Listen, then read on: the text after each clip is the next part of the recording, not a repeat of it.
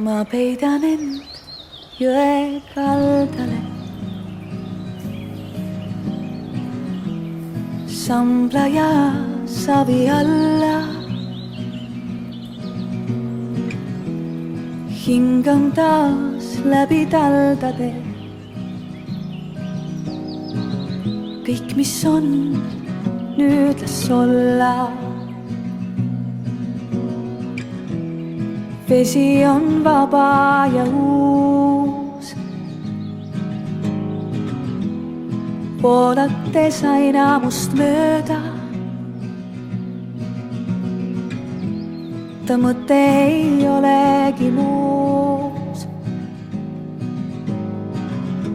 Koos kulgeda päeva ja ööga. On maikuu maine ja õrn. Ja keegi meist praegu ei tea, et kuhu siit minema peab. Oh, las kestab veel, las kestab veel. Maikuu nii hea.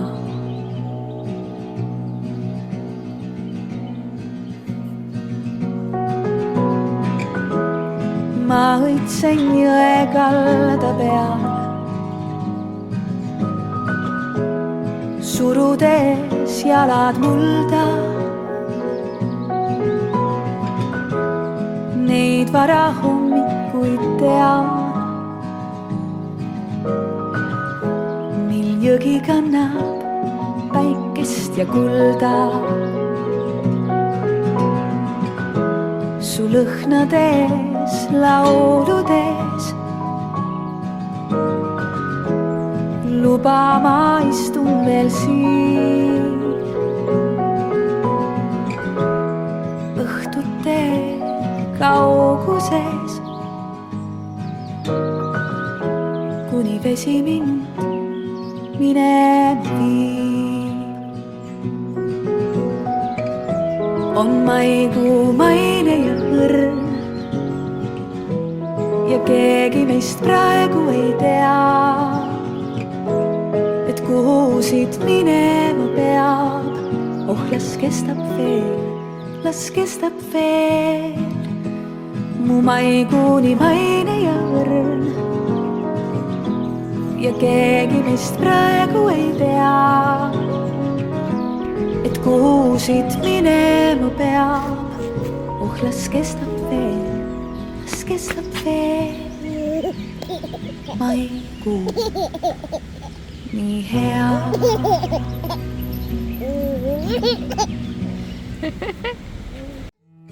Tere tulemast 3. vlogi. Siin vlogis näete meie järjekordseid jalutuskäike.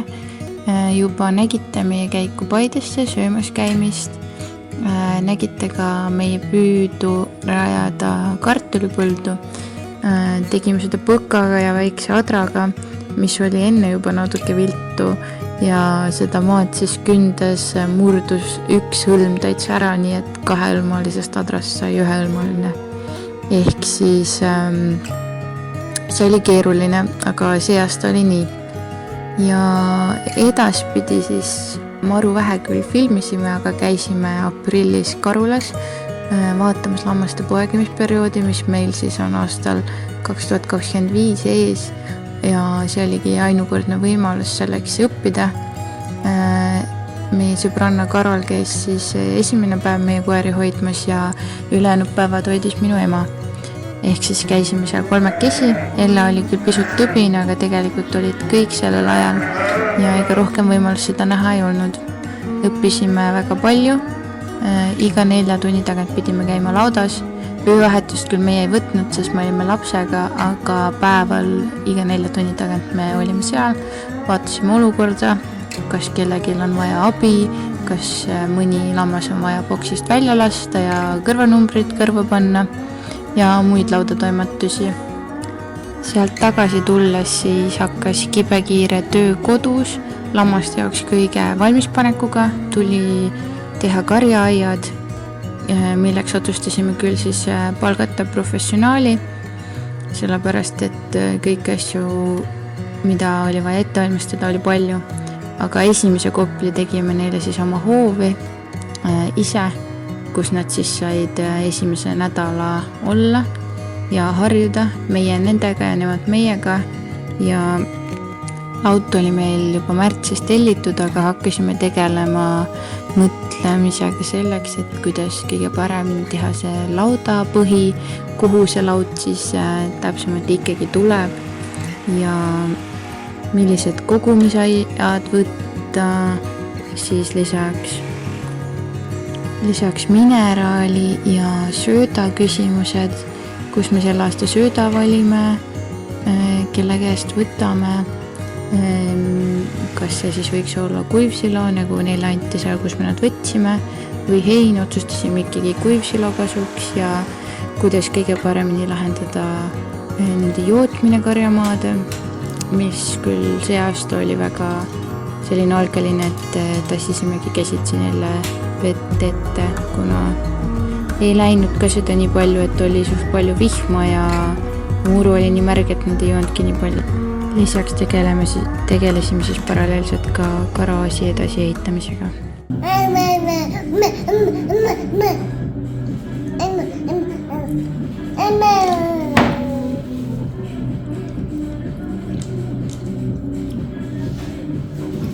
Jaa, mis sa näed? Kus on papa? Papa!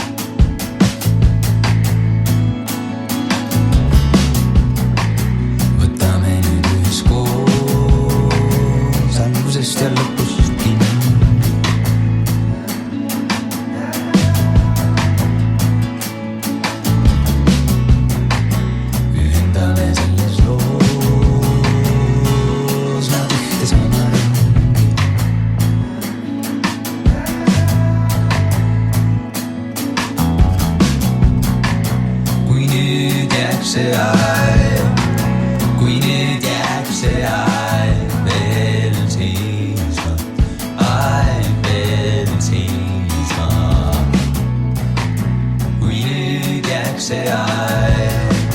kui nüüd jääb see aeg veel seisma, aeg veel seisma.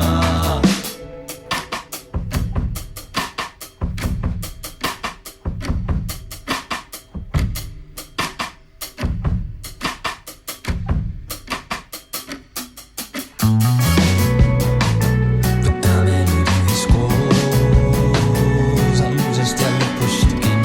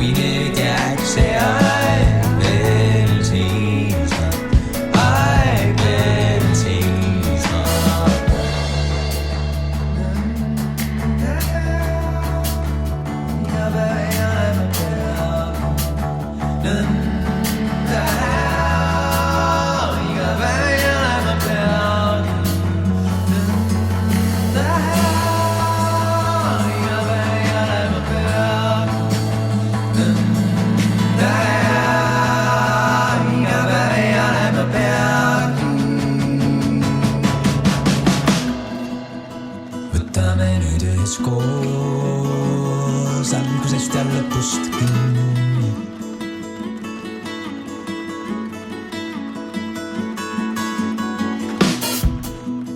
Ühendame selles loos nad ühte sama ringi.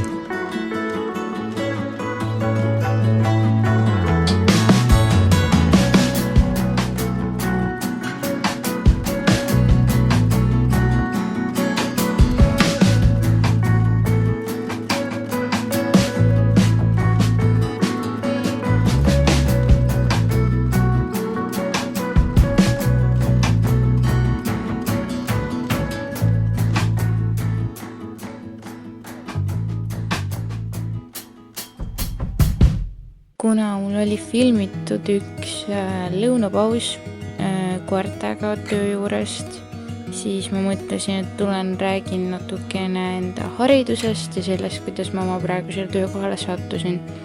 Enne veel, kui tekkis küsimus, et miks mul koerad töö juures kaasas olid, siis meie ühel koeral, Noval, see must korso, on nimelt üksindusärevus. See on ka midagi, millest ma oma magistritööd hakkan tegema. Ühesõnaga ta ei suuda olla üksi kodus pikkasid perioode, et praegu oleme jõudnud 2 tunnini, aga see ei aita tööpäeva mõttes. Ja siis nad on mul vahel kaasas, kui Raiko ei saa kodukontorit teha ja siis ma käin lõuna ajal, teen nendega tiiru. Aga mis see töökoht siis üldse on ja kuidas ma sinna sattusin, et mu töökoht on agronoom ja kui ma enamus inimestele seda ütlen, eriti noorematele, siis neil pole õrna aimugi, mida see tähendab. Agronoomi töö on siis erinevates kohtades erinev. Mina alustasin Põllumajandusuuringute Keskuses, tulin esialgu siis sinna praktikale, aga praktikal olles sai üsna ruttu selgeks, et kollektiiv on väga tore ja ka töö selles mõttes, et suvel on raske, aga samas on palju olemist värskes õhus ja samal ajal on ka kontori ja arvutitööd, et see tasakaal sobis hästi. Ühesõnaga minu tööks siis täna on erinevad põllumajanduskatsed, et näiteks sordiaretuskatsed, aga nüüdseks ka juba väetamise ABC katsed ja mis iganes eri firmade katsed, mis välismaa firmad tellivad, siis neid siis teostada ja neid andmeid siis katsetellijale edastada. Ja seda siis kevadel kultuuri maha külvamisest kuni siis sügisel koristamiseni, kuivatamiseni ja laborisse saatmiseni. Ja tegelikult ega enne sinna praktikale minekut ei teadnud minagi sellisest töökohast mitte midagi. Kahju, sest muidu võib-olla oleksin ma bakalaureuse hoopis selle kasuks otsustanud. Kuidas ma sinna siis sattusin, on nii, et mul on üks väga tore kursuõde oli siis, aga nüüdseks sõbranna Siret, kelle õde siis töötas seal ja ütles, et sinna saaks 2 praktikanti, kui oleks soovi. Ja kuna see oli toredasti kodu lähedal, siis ma mõtlesin, et miks mitte. Ja nii me siis 2 sinna praktikale läksime, mina sinna jäin ja siis Siret alguses ei tulnud sinna, kohe ei jäänud, aga üsna pea vist me lõpetasime praktika. Ma ei teagi, kas 1 hooaeg siis hiljem tuli tema. Ühesõnaga, nüüd me oleme seal kõik töökaaslased. Ja kuna ma seal põllumajandusmaastikul juba sees olin ja mul on alati loomad meeldinud, ma olen loomadega tahtnud töötada, aga bakalaureuse teemad valides või enda eriala valides arvasin ma, et on ainuke võimalus on veterinaaria, kuhu ma ka tegelikult kandideerisin. Katsetele küll kohal ei läinud, sest ma arvasin, et kui ma nüüd sinna sisse saan, siis on ikka jube kahju, kui ma ei lähe. Aga Tartusse ma kindlasti arvasin, et ma minna ei saa 5 aastaks. Meil oli juba koer ja me ehitasime juba kodu Raplamaale, nii et selle tõttu selle mõtte ma matsin maha. kahju muidugi, et ma Tallinnas bioloogiat ei valinud, vaid valisin keskkonnakorralduse, aga tegelikult suures osas oli õppekava ikkagi sama. Ja lõpuks jõudsin ikkagi sinna, kus mulle meeldib ja niisiis üsna loogiline käik magistrile oli loomakasvatus, kuna mul see keskkonnakorraldus on ka loodusteaduste baka ja loomakasvatuses ei olnud nõutud otseselt loomakasvatusbakat, vaid lihtsalt loodusteadust oma, siis õnnestus mu sinna sisse saada. Alguses muidugi oli päris keeruline, sest kõik oli uus, on väga palju asju, mis on sellel erialal spetsiifilised, näiteks söötmine ja ka muud terminid, millest mul ei olnud õrna aimugi, aga õnneks oldi koolis toetavad ja õppisin väga palju ise juurde. Ja tegelikult täna ongi nii, et ma veel lõpetanud ei ole, mul on 2 ainet teha ja magistritöö. Loodan nüüd järgmise ülejärgmise aastaga ära teha, sest praegu käin ma Säreveres, õpin seal lambakasvatust, et see kutse kätte saada, et see on mul selle toetuse nõue, et selleks sügiseks või tähendab järgmiseks sügiseks, 2025 sügiseks oleks mul siis kutse käes.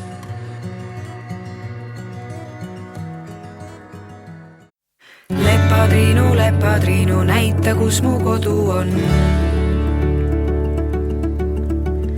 Lepa, Triinu, näita, kus mu pojad on.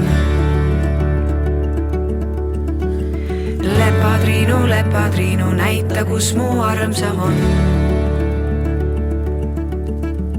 Lepa, Triinu, näita, kus mu süda on.